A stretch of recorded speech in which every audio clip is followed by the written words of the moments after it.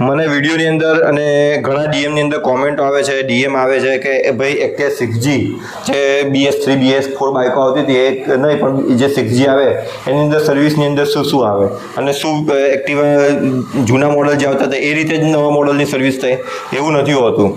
આજે અમારે ત્યાં એક્ટિવા 6G આવી છે, બરાબર.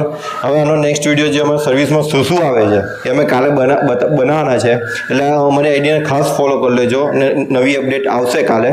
અમે એક્ટિવા 6Gની અંદર શું સર્વિસ કરીએ છીએ, શું સર્વિસ નથી કરતા અને કેટલા કિલોમીટર શું સર્વિસ કરવી પડે એની બધી જાણકારી અમે કાલના જે અમારો વિડીયો આવશે એક્ટિવા 6G, આ એક્ટિવા 6Gને અમે પ્રોપર સર્વિસ કરવાની છે, બરાબર છે.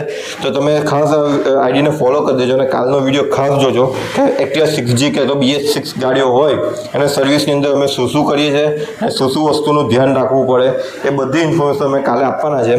એટલે ખાસ આ વિડીયોને જોઈ લેજો, કેમ કે બધી વસ્તુ એક વિડીયોમાં બનાવીશું તો વિડીયો બહુ લાંબો થઈ જશે.